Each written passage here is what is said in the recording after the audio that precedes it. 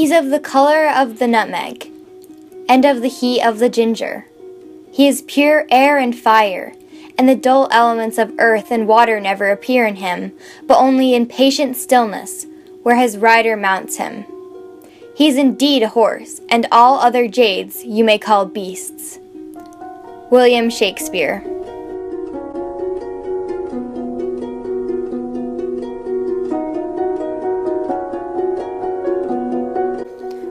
Arabians, Andalusians, Belgians, and fjords. Icelandics, Morgans, Tricaners, and Hackneys. Oldenburgs, Mustangs, Clydesdales, and Thoroughbreds. For some, these may just be words. For others, names of somewhat irrelevant horse breeds. But for the societies that bred these types of horses, they could be everything. They could be the first source of food, or the only way to transport goods. They could be a farm horse, a racehorse, or a family pet. Horses have shaped the way that humans have communicated and migrated, and without them, the world would not be the same. The story of horses would not be possible without the formation of the first cell 3.5 billion years ago. Deep in the ocean, near massive vents that provided the water with a certain chemical and heat energy that it needed, life sprang to life. The first form of life was a simple one-celled organism called a prokaryote. Eventually, prokaryotes needed more energy, so they migrated to the top of the ocean, where the sun's energy was a readily available resource. Soon, they acquired a unique process called photosynthesis that could transform sunlight into energy. However, there was a major drawback to this feature. Another component of photosynthesis was that the cells breathed carbon dioxide in and oxygen out, so slowly yet steadily, the atmosphere went from being one rich in carbon dioxide to one abundant in oxygen. This change was just what was needed to kickstart a new species about 2.5 billion years ago. This new organism was similar to the prokaryote, but was called a eukaryote. This amazing organism had wonderful potential for new forms of life. 1 billion years ago, eukaryotes combined together and formed the first multicelled organism. From this point on, multicelled organisms continue to link up with each other, forming more and more complex organisms. Plants appeared first and continued to become more complex until brains developed. Brains enabled organisms to be conscious and quickly react to changes in their environment. Brains also allowed organisms to move on to land and eventually evolve into the type of species that humans and horses both fall under, mammals. The first mammal was a bird-like animal that had evolved from a reptile about 250 million years ago. This mammal was extremely successful and evolved into many different types of animals, one being the first species of the horse, the Hyracotherium. The Hyracotherium was dog-sized, with short legs and a thin neck. It had 4 toes on its front feet and 3 toes on its back feet. This doggish creature roamed the warm and wet forest of the Eocene epoch, eating mostly tree leaves and fruit. However, like the species itself, Earth was changing. The climate of North America was becoming more dry and grassy, so with the changes to the landscape came changes to the species of the horse. The Mesohippus followed the Hyracotherium.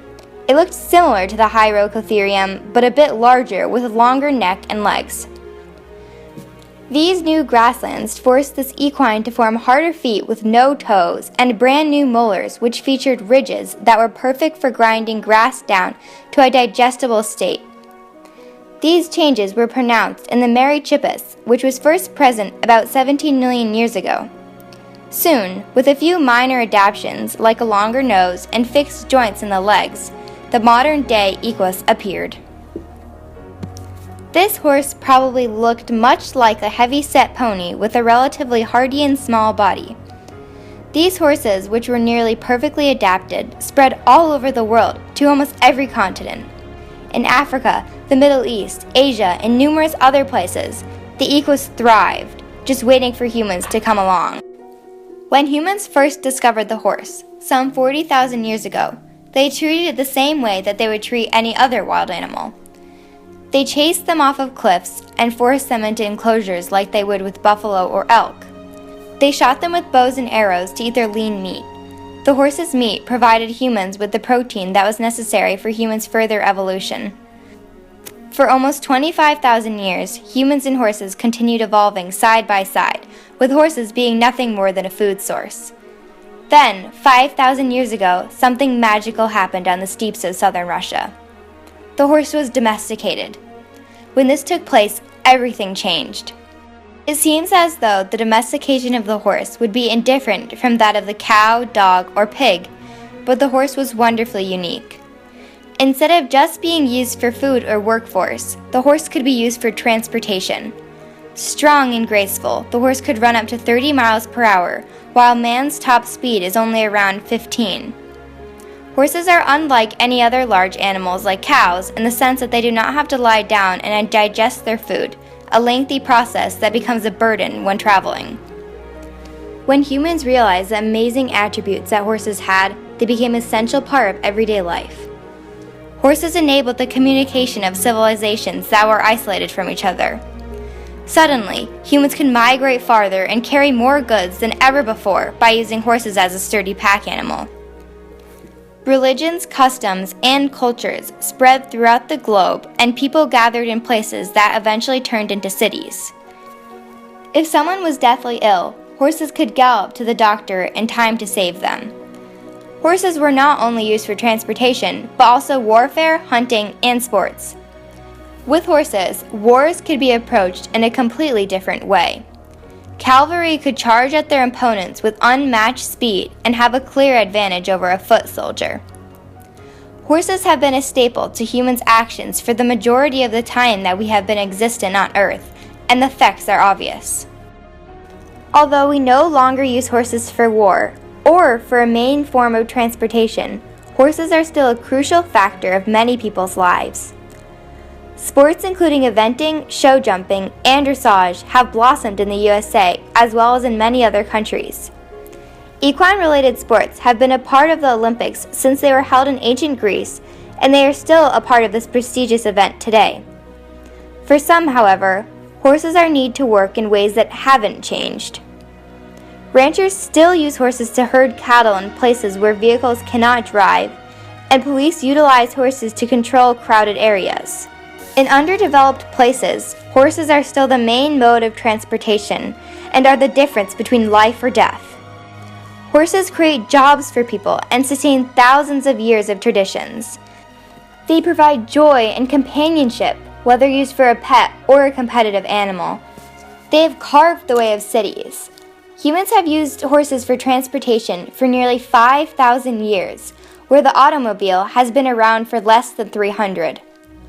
Humans have shaped nearly 350 breeds of horses, each with a specific background, use, and story to their conformation.